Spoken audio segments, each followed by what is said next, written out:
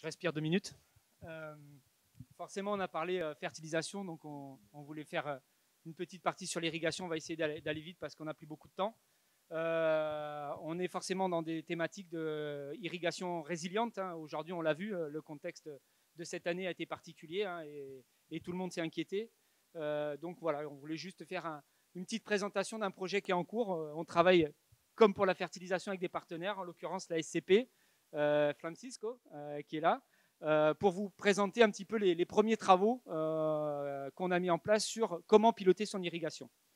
Donc très rapidement, l'objectif de l'irrigation, on le sait, favoriser les échanges gazeux, donc la photosynthèse, favoriser l'assimilation des nutriments, on en a parlé tout à l'heure, et bien évidemment favoriser la croissance de l'arbre, en très résumé. Hein. Voilà, donc l'objectif de l'irrigation, bien évidemment, c'est la productivité du verger, et ça on l'a déjà démontré par plusieurs expériences. Une expérience qui a duré plusieurs années à Sudexpé, hein, où on voit bien que quand on n'irriguait pas, hop, je mets dans le bon sens, et ben on avait moins 41% de production. Hein, ça, c'est sur une variété sur Aglando, c'est une expé qui a duré 4 ans. Pareil sur Pécheline avec moins 22%. Ça, c'est un exemple français, mais on a également un exemple espagnol. Hein. On avait eu l'intervention de l'IRTA sur l'irrigation déficitaire au Cité-Vie il y a quelques années. Et il nous avait donné cette courbe. Hein. C'est pareil avec des différences entre des systèmes d'irrigation, mais surtout entre l'irrigué et le non-irrigué, avec globalement également des baisses de production de moins 40%. Alors, quand est-ce qu'il faut irriguer? Donc là, je vous ai remis un petit cycle de l'olivier, à la fois sur la partie végétative, donc croissance printanière, croissance automnale, sur la partie cycle reproducteur, hein, la floraison, la nouaison, et globalement, les périodes d'irrigation, on a bien évidemment le printemps, et parfois on l'oublie, enfin en tout cas certains producteurs l'oublient, qui est très importante justement pour toute la partie reproductive et également croissance printanière. On a l'été, où là, entre la période de durcissement du noyau jusqu'à la fin août, c'est la période où on a besoin d'irriguer, mais c'est aussi une période où on peut faire ce qu'on appelle l'irrigation déficitaire dont nous avaient parlé les Espagnols, et puis la croissance automnale, où éventuellement on peut irriguer, mais après là aussi ça va dépendre des conditions météo, parce que c'est aussi des périodes où potentiellement on a des pluies et donc on peut limiter, voire arrêter les irrigations. Alors les pratiques actuelles au niveau d'irrigation, en termes de déclenchement aujourd'hui, je fais une synthèse très rapide. Très globalement, le déclenchement de l'irrigation, on va le faire par rapport à la météo au départ, hein, notamment passé, présent et éventuellement futur. Et puis après, on a des producteurs qui ont tendance à arroser au thermomètre. C'est pour ça que j'ai mis un gros sens interdit. On n'arrose pas au thermomètre, hein, surtout pour le déclenchement. On arrose surtout par rapport à une situation d'assèchement de ces sols. Et il y a plusieurs méthodes, hein, pour la vérifier. Il y a la petite pelle, hein, l'huile de coude, où on regarde un peu à 25 cm ce qui se passe. Est-ce qu'on a des sols qui sont asséchés ou pas? Et puis après, on a du matériel, les tensiomètres, les sondes capacitives. Voilà aujourd'hui ce qui se fait en termes de pilotage et de déclenchement des irrigations. Et en termes d'irrigation en cours de la saison, je l'ai résumé un peu en 3 pratiques qu'on voit un peu dans les vergers. Une fois que j'ai déclenché mon irrigation, il y a ceux qui font des cycles d'irrigation. Voilà, ils ont déclenché et ils apportent toutes les semaines à peu près la même chose. Et voilà, c'est systématique. Ils adaptent un peu les doses par rapport à la météo et, je l'espère, par rapport au bulletin d'irrigation qu'on produit en collaboration avec la SCP et BRL. Après, il y a la deuxième méthode. Il y a ceux qui vont plutôt utiliser le matériel, les tensiomètres, qui vont vraiment piloter leurs irrigations grâce au tensiomètre. Toujours pareil, en adaptant par rapport à la situation de tension des sols qu'ils observent sur leur matériel et par rapport à la météo. Et puis on a ceux qui font un peu un mélange de tout, qui ont un peu du matériel, qui font un peu d'irrigation déficitaire, qui ont un peu un cycle d'irrigation. C'est un peu globalement, c'est ce qu'on voit sur le terrain aujourd'hui en termes de pratique d'irrigation. Aujourd'hui, il y a d'autres. Alors, si je le globalise, pardon, voilà ce qu'on peut voir au niveau des courbes. Voilà ce qu'on voit quand on est sur de l'irrigation en cycle. Voilà, ça va, voilà, on arrose de façon séquentielle, temps. Voilà ce qu'on voit un peu au niveau des courbes. Et puis, voilà, quand on arrose avec d'autres méthodes, on voit qu'on s'adapte vraiment à la météo, on a des apports importants. Voilà, là, on est sur plutôt. Voilà, ça, c'est la quantité d'eau. Hein. Voilà un peu ce qu'on voit en termes de graphique, en termes d'irrigation. Il y a d'autres solutions pour piloter son irrigation. La question qu'on se pose toujours, c'est est-ce que la situation d'assèchement des sols, est-ce que ça veut dire automatiquement un stress hydrique de ma plante qui peut influer sur le maintien de la productivité et la qualité de production. Et aujourd'hui, la question qu'on se pose, c'est est-ce que les oliviers, ils ont une certaine tolérance au stress hydrique? Et pour mesurer cette tolérance-là, aujourd'hui, il y a des outils qui existent. Il y a des pilotages de l'irrigation par la plante. On a tendance à piloter son irrigation par le sol, mais c'est vrai que est-ce qu'effectivement la situation de sol est représentative de la situation plante? Donc il y a des outils qui sont utilisés aujourd'hui, parfois le dendromètre que vous voyez là. Donc il y a quelques oléiculteurs, je crois, dans l'accro qui utilisent ce matériel-là, donc qui permet un peu de piloter les irrigations. Et puis aujourd'hui, il y a d'autres types de matériel, ce qu'on appelle les flux de sève, qui sont d'autres outils qui permettent de voir l'efficience de notre irrigation et voir comment la plante réagit à cette irrigation. Alors, on a voulu mettre ça en place et tester tous ces dispositifs pour justement arriver à avoir des seuils, parce que par exemple, la question qui revient assez fréquemment pour des gens qui utilisent des tensiomètres, c'est à partir de quand je déclenche mes irrigations? Est-ce que c'est 50 kilopascal en tension? Est-ce que c'est 80? Est-ce que c'est 100? Est-ce que c'est 150? On entend de tout. Et aujourd'hui, l'objectif, c'est aussi un peu d'avoir des références là-dessus. Et pour avoir ces références-là, justement, la donnée plante peut être intéressante. Donc, on a mis en place une parcelle pilote. On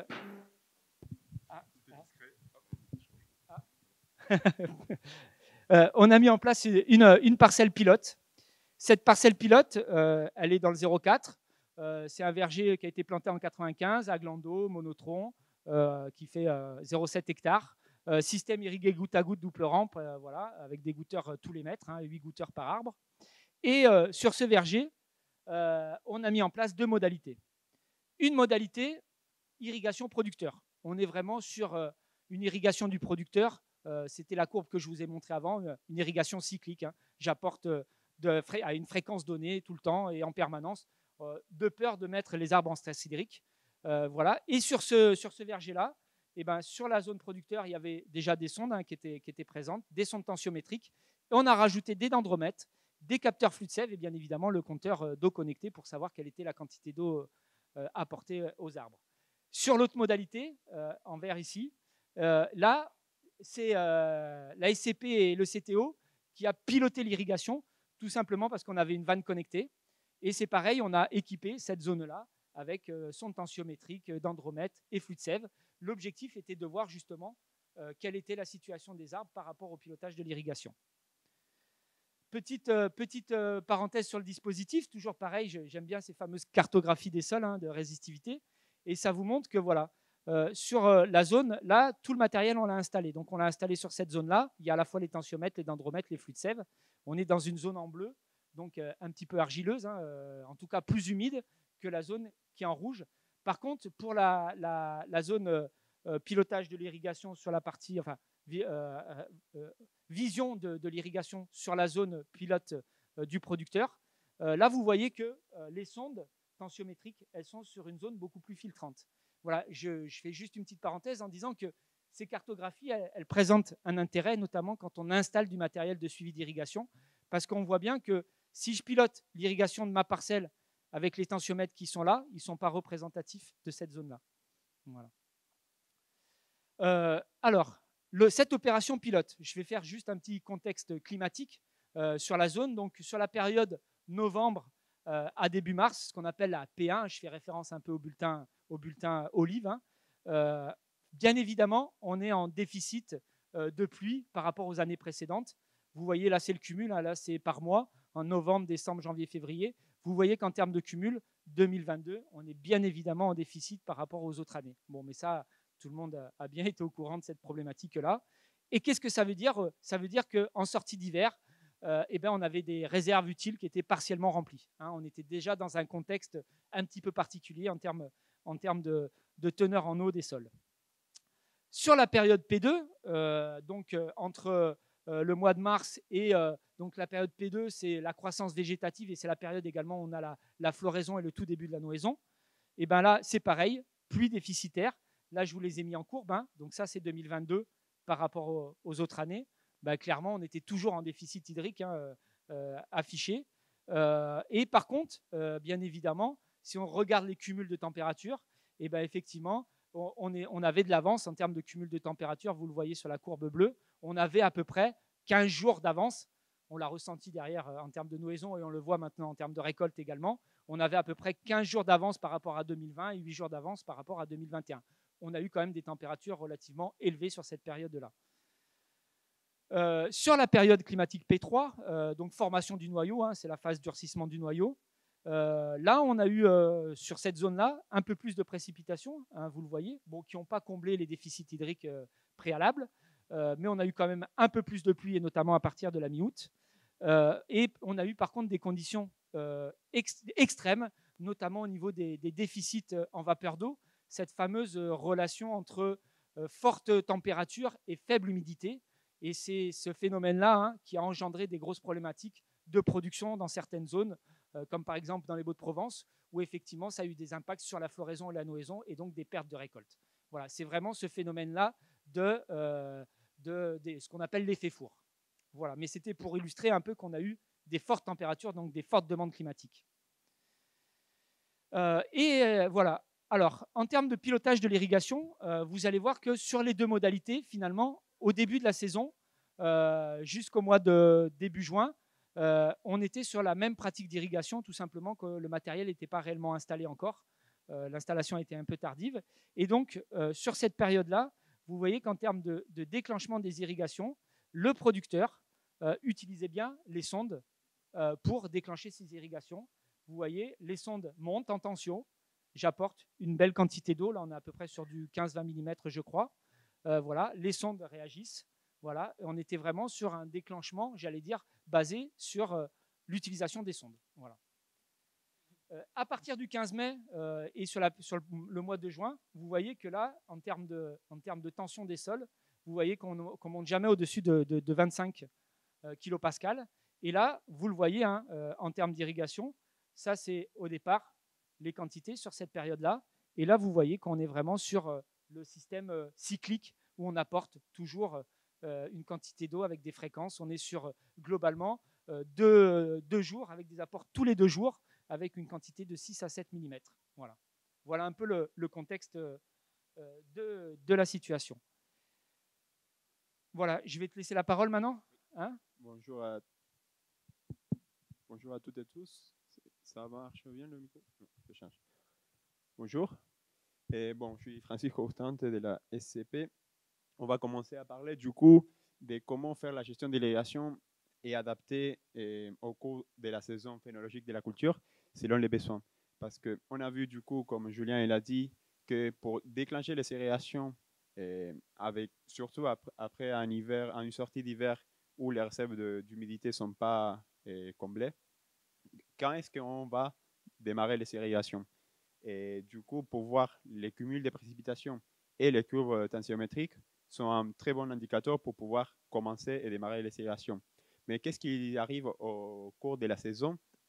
C'est que avec les températures et avec une culture adaptée méditerranéenne comme c'est l'olivier, les sols ils peuvent s'assécher, comme on voit ici. Ça, ce sont les courbes tensiométriques, mais ça peut ne pas représenter une culture stressée. Aïe, pardon, je passe. C'est-à-dire que, comme on voit là, on voit un sol sec qui devrait dire déclencher la respiration, mais ça ne se traduit pas dans une culture stressée parce que, comme on a dit tout à l'heure, la période 3 est une période plus tolérante au déficit hydrique. Du coup, on peut essayer de se caler sur des capteurs plantes et c'est ça qu'on est en train d'étudier avec Julien, avec le CTO. Et avec le dendromètre, c'est un capteur qui mesure le diamètre d'un rameau, d'un tronc ou d'un pétiole selon la culture, et où il y a des variations saisonnières et des variations journalières. Pour la gestion de l'irrigation, on utilise les variations journalières, c'est-à-dire que dans la journée, il y a une évaporation et un détrisement du rameau et en journée qui fait que le rameau il se rétrécit. Et ça donne un indicateur de de stress hydrique. Si les courbes sont stables dans sa limite inférieure, ça veut dire que la plante n'est pas en stress hydrique. Et on voit ici en haut dans la modalité 1, la modalité producteur où il y avait des apports réguliers et forts en quantité d'eau. Et nous, on a travaillé en stressant la plante parce que la période 3 elle le permet. On voit que dans cette période-là, il y a un stress hydrique. Mais la question, c'est combien mesurer ce stress hydrique pour pouvoir le quantifier et pouvoir faire les gestions avec. Ok, je vais vite alors. Du coup, on a installé également des capteurs de flux de sève qui mesurent la transpiration de la culture. Je vais aller vite, mais en gros, ça nous dit combien de millimètres transpire la culture. Avec ces données de transpiration, on calcule des différents paramètres. C'est-à-dire que le ratio de transpiration, ça veut dire combien la plante elle transpire par rapport à la demande climatique. La demande climatique, c'est la ETP, l'évapotranspiration de référence. Du coup, en été, jusque pour ordre de grandeur, il peut avoir 6 mm ou jusqu'à 9, des fois plus de 10 des millimètres demandés par l'atmosphère. Et le ratio de transpiration, c'est du coup la proportion de la culture qui transpire réellement. Et après ça, on l'appelle le KC, le coefficient culturel. La culture, à fur et à mesure de la saison, ici on a l'exemple de la vigne parce que c'est là où on a plus d'expérience et en expertise et on a fait tous les travaux sur cette culture-là. La culture elle se développe foliairement et il arrive à un stade maximal de feuillage pendant la saison où le KCB il va être maximum. C'est-à-dire que la culture elle va transpirer le maximum pendant toute la journée. Hop. Avec cet indicateur, on finit pour utiliser un indice de confort hydrique qui va pouvoir faire les gestions de l'aération avec cet indice, c'est-à-dire de combien la culture elle pourrait transpirer maximum divisé la transpiration réelle. C'est-à-dire que si une culture, je veux vite, j'espère que vous allez comprendre, sinon je suis là pour les questions et les réponses, mais si la plante elle peut transpirer 6 mm par jour et elle transpire réellement 4, c'est-à-dire qu'il y a un certain stress hydrique, elle ne transpire pas à son potentiel. Et cet indicateur-là, qui est pour les cultures méditerranéennes ou les cultures qui acceptent un certain stress hydrique ou un déficit hydrique, on va pouvoir utiliser pour faire les gestions de l'aération. Et c'est ça qu'on a fait cette saison. Hop. En prenant l'indice de confort hydrique, on a vu sous les deux modalités, la modalité producteur et la modalité essai, on fixait un seuil. Cette seuil, encore une fois, on l'a pris de notre expertise de la vigne et c'est ça qu'on veut prouver, qu'on veut valider. Si on peut descendre et on peut fixer un seuil à 50% des indices de confort hydrique pour pouvoir déclencher l'accélération. Qu'est-ce que ça veut dire? Ça veut dire qu'on ne faisait pas des séréations cycliques en permanence, apportant 3 fois par semaine un apport standard, sinon qu'on allait adapter les apports, la fréquence, on faisait des apports de 20 mm et tous les 7 jours, tous les 10 jours, tous les 5 jours, selon cette fameux seuil de 50% d'indice de confort hydrique. Surtout, il faut tenir en compte que cette seuil, on l'adapte à la culture et à la tolérance et au stade phénologique. C'est-à-dire que pendant la période 2, que Julien a mentionné que la culture elle est en floraison et il y a une sensibilité plus grande au stress hydrique, on ne souhaite pas descendre à 50% comme pour la période 3. Qu'est-ce que ça a donné dans la réalité? Ça a donné qu'on a fait des déclenchements moins fréquents de 20 mm en P3. Et du coup, on a fini pour apporter 220 mm en 7 apports pendant la période 3 par rapport à 275. C'est une économie d'eau légère, mais qu'on doit creuser et on doit valider cette seuil et cette période. Et une autre chose à mentionner, c'est la fréquence et les apports. Ce n'est pas la même chose apporter 20 mm une fois tous les 10 jours qu'apporter 20 mm tous les jours en fractionné de 3 mm. Nous, notre expérience de la vigne montre que des apports moins fréquents et plus importants fait qu'il y a un développement racinaire plus en profondeur et qu'il y a une résilience de la culture qui se développe particulièrement aux périodes caniculaires et périodes de forte demande évaporative. Comme Julien l'avait dit, cet été, c'était particulièrement chaud et sec. C'est-à-dire que des fois, la VPD, l'indicateur qu'est-ce qu'il représente que des fois, le sol et la culture peuvent avoir de la disponibilité d'eau, mais la demande climatique elle est tellement forte que la culture ne va pas pouvoir transpirer même avec de l'eau disponible. Du coup, on peut avoir des indicateurs de stress, des facteurs de stress, mais la pratique producteur elle est nulle. Dans ces cas-là, on ne peut pas arroser plus pour que la culture ne soit pas en stress. C'est-à-dire qu'on doit pratiquer plus globalement, adapter les pratiques agricoles, faire une culture plus résiliente à ces conditions extrêmes de chaleur pour que la plante soit plus adaptée. Voilà, et pour finir, du coup, c'est bon. L'objectif, encore une fois, vous l'aurez compris, bon là, vraiment, on vient de commencer, hein, c'est vraiment une expérience qu'on vient de commencer, donc c'est les premiers résultats. Ce qui est clair, c'est qu'on est toujours dans la même démarche de créer des références techniques. Aujourd'hui, c'est vraiment de se dire, quand on pilote avec uniquement quand on pilote uniquement avec le sol, et finalement, on n'a pas l'image de la plante. Et l'idée, c'est de savoir effectivement, est-ce que notre pilotage il est bon par le sol et est-ce qu'effectivement, ça se traduit sur la plante ou est-ce que finalement, on peut aller beaucoup plus loin en termes de résilience, notamment au niveau de nos irrigations. Voilà. Donc là, on l'a mis, ce système-là, on l'a mis qu'à partir de la période P3, mais effectivement, l'année prochaine, on continuera et on va essayer de faire ça sur toute la période d'irrigation et pour voir derrière, justement, quelles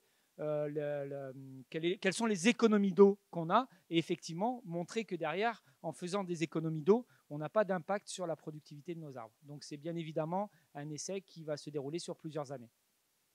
Voilà, je crois qu'on est juste sur le temps. Voilà.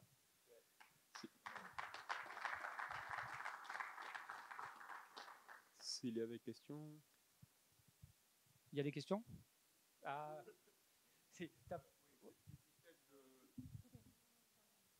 Ces systèmes de surveillance aérienne, de capteurs de sève, etc., à ma connaissance, ça coûte quand même assez cher, alors que les tensiomètres, c'est très bon marché. Est-ce qu'on peut espérer un jour, peut-être en tenant compte du sol qu'on a, pouvoir faire interpréter un peu mieux nos captages de sol sans avoir à installer ce matériel très cher?